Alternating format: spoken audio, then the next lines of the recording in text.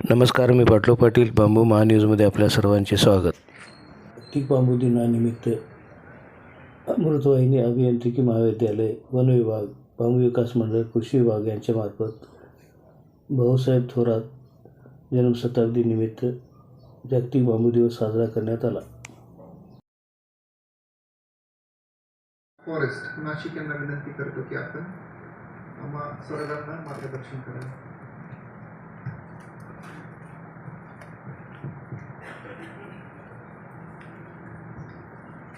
आदरणीय व्यासपीठ आणि सन्माननीय सदस्य,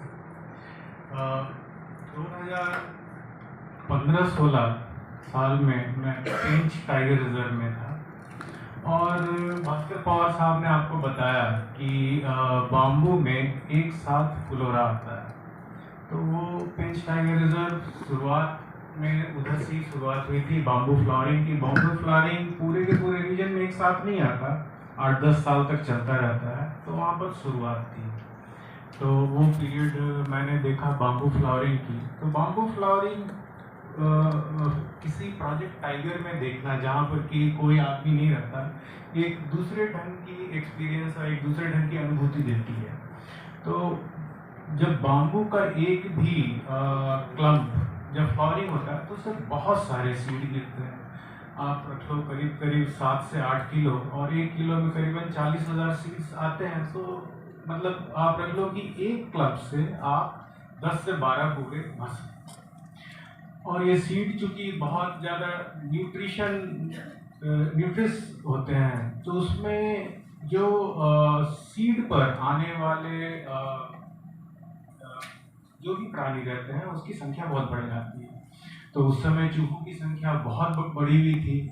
चूहों की संख्या बढ़े होने के चलते वो बहुत सारा मतलब सीड खाते हैं अनाज के तौर पर. तो उसके चलते वहाँ पर बहुत सारे उल्लू, बहुत सारे उस ढंग के जीव, मोर जो कि चूहों पर टिक सकते हैं, तो उनकी भी संख्या काफ़ी ज़्यादा थी. तो हम लोगों ने उस पीरियड में वहाँ पर जितने भी पेड़ थे सब पर कम से कम 7-7, 8-8 आउटलेट से लेकर तरह तरह के उल्लू हम लोगों ने देखे. वो एक गजब का अनुभव था. और हम लोग के लिए एज ए फॉरेस्ट ऑफिसर सबसे बड़ा चैलेंज था कि उस एरिया को फायर से कैसे बचाया जाए. तो समहाउ फॉरेस्ट का वो एरिया जो कि काफ़ी ज़्यादा संरक्षित था, प्रोटेक्टेड था, और प्रोजेक्ट टाइगर में उस समय तक फाउंडेशन की संकल्पना आ चुकी थी, और उस संकल्पना के चलते अच्छा खासा फंड अवेलेबल था. तो हम लोग बहुत मुश्किल से उस एरिया को प्रोटेक्ट कर पाए. वहाँ पर हम लोगों ने फायर नहीं लगने दी. तो अगले 2-3 साल तक वहाँ पर बाम्बू के इतने ज़्यादा यूज़ के बावजूद भी, इतने ज़्यादा चूहों के आने के बावजूद भी लगातार रीजनरेशन आते रहे. तो बाम्बू के रीजनरेशन जब आते हैं तो आप देखेंगे कि पूरी की पूरी फॉरेस्ट उस एरिया में बाम्बू के छोटे छोटे सैपलिंग से भर जाती है. और सैपलिंग से भर करके इतना ज़्यादा सैपलिंग होता है कि अगर उसमें कोई चढ़ाई भी हो तो बहुत ज़्यादा फर्क नहीं पड़ता. अंत में जो पुराने बाम्बू के कम्स होते हैं, जो आप झाड़ समझ लो, जो झाड़ होते हैं, वो दूसरी तरफ चारों रेडियल डायरेक्शन में गिर जाते हैं. और रेडियल डायरेक्शन में गिरने के बाद इस ढंग से बाम्बू के नए सूट्स को कवर करते हैं कि उसको कोई और जंगली जानवर खा ना सके. तो इस तरह से बाम्बू के पूरे क्लम्प का माइग्रेशन एक जगह से दूसरी जगह हो जाता है. तो बाम्बू के उतनी ज़्यादा जब रिजर्वेशन हो गई और उसकी जब हाइट थोड़ी बढ़ गई, तो वहाँ पर हम लोगों को प्रॉब्लम ये था कि वो एरिया जो है सो किसी भी हर्बीवोर के लिए अवेलेबल नहीं रहा. उसमें इतनी डेंस थी कि कोई जानवर घुस ही नहीं सकता था. तो ये काम जो है भारतवर्ष में नॉर्मली अगर कोई एरिया बहुत डेंसली पॉपुलेटेड हो जाती है प्लांट से, तो ये काम हाथी किया करता है. हाथी जो है सो उपयुक्त संख्या में झाड़ों को उखाड़ उखाड़ करके रास्ता बना देता है ताकि बाकी जानवर उसके पीछे जा सके. तो महाराष्ट्र में उतने ज़्यादा हाथी हैं नहीं अभी भी. हाथी का थोड़ा बहुत ही देखा जाता है इफेक्ट.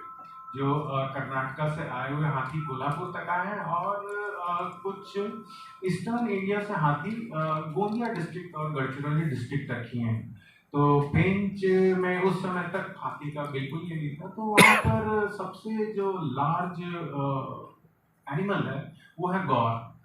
तो उसमें गौर को हम लोगों ने देखा कि वो खाता करके और उसके फिर रास्ता बनाता चला जाता था। उस रास्ते धीरे धीरे हिरन और बाकी छोटे जानवर घुसते चले जा रहे थे। Anyway, ये मतलब कि करीब करीब हम लोगों का बहुत ही जबरदस्त प्रोटेक्शन का इफेक्ट रहा कि हमने उस एरिया को आग नहीं लगने दी और हम लोग जो है सब बाम्बू के पूरे एरिया को रीजनरेट करा पाए। लेकिन अभी अगर हम देखेंगे तो बाम्बू की एरिया महाराष्ट्र में या पूरे देश में बड़ी तेजी से घट रही है। इसका सबसे बड़ा कारण है कि जब भी ये मास स्केल फ्लावरिंग होती है तो उस समय सारे सीड जो है सो अनप्रोडक्टिव हो जाते हैं। अनप्रोडक्टिव होने के चलते उनसे जर्मिनेशन नहीं आते और वो बाम्बू एरिया हम पूरी तरह से लूज कर देते हैं। तो धीरे धीरे अपने नेचुरल फॉरेस्ट में बाम्बू का ओवरऑल एरिया जो है सो कवरेज बहुत तेजी से कम हो रहा है और हम लोग पूरी तरह से कोशिश ये करते हैं कि बाम्बू के एरिया कम न हो पाए, क्योंकि वो एक ऐसा चीज है कि जिसकी प्रोडक्टिविटी बहुत हाई है, कार्बन सिक्वेस्ट्रेशन बहुत हाई है। बाम्बू का एक प्लांट अगर सही कलम से डेवलप हो रहा है, सही राइजोम से डेवलप हो रहा है, तो एक दिन में करीब करीब 1 फुट तक का ग्रोथ वो ले सकता है।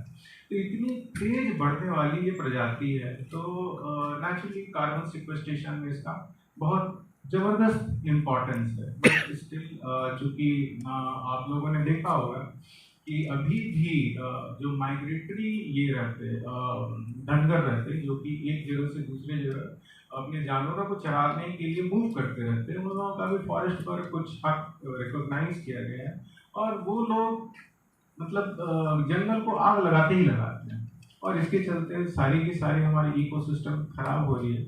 तो एज ए फॉरेस्ट ऑफिसर मैं आप लोगों से अनुरोध करूंगा कि कभी इस ढंग के माइग्रेटरी लोग दिखें, कभी उन लोगों से बात करने का मौका मिले तो आप उन लोगों को जरूर विनती कीजिए कि भाई जंगल में आग न लगाया करें। अगर जंगल में आग नहीं लगाएंगे तो ठीक है, उनको घास कम मिले लेकिन बाकी चारा जो कि पेड़ पौधों के पत्ते के रूप में काफ़ी अच्छा मिल जाएगा। भले उसके लिए थोड़ा सा हो सकता है कि उनको मेहनत करनी पड़े। जैसा कि आप हिमालय की तरफ कभी जाओगे तो वहाँ देखोगे कि गुर्जर लोग जो है तो पूरे साल की लीव्स जो है तो अपने भैंसों को खिलाने के लिए काटते रहते हैं चढ़ करके। तो वहाँ पर बिल्कुल साल के पेड़ जो कि सेंट्रल इंडिया में ग्लोबुलर दिखेंगे, वहाँ सीधे खड़े खड़े सरू के झाड़ जैसे दिखते हैं। तो एनीवे मतलब कि यहाँ के लोग भी अगर उतना डिस्ट्रक्टिव नहीं लेकिन मतलब कि थोड़ा चढ़ करके तोड़ते हैं तो बेहतर रहेगा। तो कभी आपको मिले यहाँ पर भी काठियावाड़ी और ये सब लोग, उनसे विनती कीजिए। हालांकि दूसरा फैक्टर ये है कि जिस ढंग से नर्मदा सागर डैम का पानी अब पहुँच रहा है कच्छ में, तो कच्छ में लैंड्स की रेट बड़ी तेज़ी से बढ़ी है।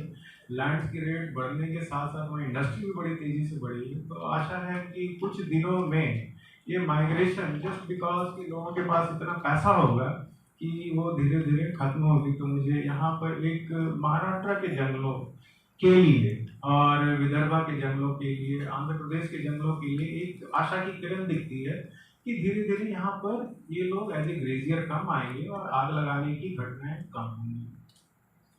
एनीवे मतलब कि बाम्बू का प्रोडक्शन जो करीब करीब मैंने अपने समय में देखा 1,80,000 टन के आसपास हुआ करता था, वो घट करके अभी 1,20,000 टन के आसपास रह गया। तो ये करीब करीब मेरे को लगता है 15 साल की बात है, जबकि मैंने फॉरेस्ट डिपार्टमेंट में कदम रखा था और आज मैं लगभग अपने उत्तरार्ध की जर्नी में हूँ वन विभाग।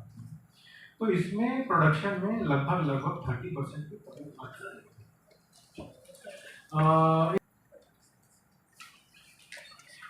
इसके बाद फिर वन विभाग के मेरे जर्नी के दौरान मुझे बहुत सारे डिफरेंट प्रकल्प से जुड़ने का भी मौका मिला। उसमें ITC की अगरबत्ती वगैरह के भी प्रकल्प हैं। तो ये आश्चर्य की बात है कि भारतवर्ष में इतना बाम्बू है, इसके बावजूद भी अगरबत्ती की जो काड़ी होती वो इंपोर्ट की जाती है वियतनाम और मलेशिया से। तो ITC ने बहुत अच्छा एक शुरुआत की है कि हम जो भी बाम्बू की काड़ी है उसको हम यहीं बनाएंगे। हम लोगों की जो काड़ी हुआ करती थी वो रफ हुआ करती थी, लेकिन अभी जो मलेशिया और वियतनाम से इंपोर्ट की काड़ी है, चाइना से इंपोर्ट की हुई काड़ी, वो बिल्कुल स्मूथ रहती है। और स्मूथ रहने के चलते कभी भी आपको हाथ में लगेगी नहीं। और उसको अगरबत्ती की जो भी स्टैंड होती है, तो मैं आप लोगों से ये भी अनुरोध करूँगा कि अगर आप घर के लिए अगरबत्ती खरीद रहे हैं और रेगुलर आप अगरबत्ती का यूज़ करते हैं, तो कोशिश करें कि आप भारतवर्ष की बनाई हुई अगरबत्ती का यूज़ करें। भारतवर्ष में जो भी अगरबत्ती उसकी जो कांडी बनाई जाती है भारतवर्ष में, उसको यूज़ करें, पर्टिकुलरली आईटीसी के। क्योंकि आईटीसी की जो भी अगरबत्ती है वो भारत में जो लोग वन के आसपास रहते हैं उन लोगों के हेल्प के द्वारा बनती है। और अभी एक इशू बताया पावर प्लांट के बारे में। तो पावर प्लांट के बारे में लगातार डिफरेंट जो उद्योजक हैं वो आते रहते हैं और उनका डिमांड ये रहता है कि कम से कम हम लोगों को आप 8 से 10 हज़ार metric ton per day bamboo supply कीजिए। तो हम लोगों का अपना जो प्रोडक्शन था FDCM का वो करीब 60,000 टन के आसपास था।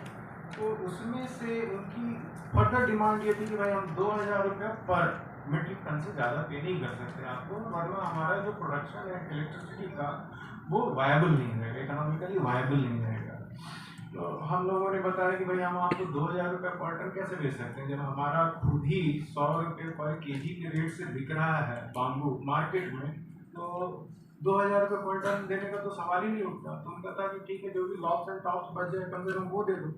एनीवे, मतलब कि जितनी बड़ी क्वांटिटी की उनको ज़रूरत थी उतनी बड़ी क्वांटिटी हम प्रॉमिस नहीं कर सकते थे। तो फाइनली हम लोगों ने MOU किया था उनके साथ, ताकि वो आगे टेक्नोलॉजी वगैरह के लिए बात कर सकें। लेकिन बाद में उन्होंने कहा था कि आप हमारे साथ एग्रीमेंट कीजिए कि कम से कम उसका कुछ पोर्शन आप हमको डेली सप्लाई करोगे। तो वहाँ पर हम लोगों ने मतलब कि एग्रीमेंट में चूँकि क्लॉजेस थे पिनल कि अगर हमने नहीं किया तो इतना कंपनी को हमको पेनाल्टी देनी पड़ेगी, और अगर उन्होंने हमसे परचेज नहीं किया तो उनको पेनाल्टी देनी पड़ेगी। तो उस चीज़ से हम लोग पीछे हटते। बट डेफिनेटली बाम्बू का चूँकि कैलोरीफिक वैल्यू काफ़ी हाई है, तो यहाँ पर पावर प्लांट में उसकी यूजेज है। तो नो डाउट अगर हम लोग मतलब कि फिलहाल के सिनेरियो को देखें कि इंडियन फॉरेस्ट में बाम्बू की प्रोडक्टिविटी और प्रोडक्शन लगातार घटती जा रही थी, इस केस में प्राइवेट सेक्टर हम लोग पावर प्लांट उस पर निश्चित तौर पर शिफ्ट कर पाएंगे और वहाँ से अपने को एक बाम्बू का ये जो हमारा प्रयास है कि बाम्बू की खेती प्राइवेट सेक्टर में बढ़े, उसको एक बहुत बड़ा बेनिफिट है। तो हम लोग इस बारे में अपनी तरफ से जो भी संभव प्रयास है उसको अगर एक साथ करेंगे, एकीकृत करेंगे, तो सबका फायदा होगा। अभी सरकार ने कुछ नियम बनाए हैं जिसमें जितने भी पावर प्लांट्स हैं उनको करीब करीब अपना 10% फ्यूल जो है वो बायोलॉजिकल सोर्स से लेना है। लेकिन अभी ज़्यादातर केसेस में हो क्या रहा है कि जितने भी पावर प्लांट्स हैं वो हमेशा अपनी इनेबिलिटी दर्शाते हैं कि साहब हमको मिल ही नहीं रहे ये सोर्सेज से। तो इसके चलते हम इस चीज़ को लाने में असमर्थ हैं। तो जब भी अवेलेबल होगा हम उसको कमिटमेंट को पूरा करेंगे।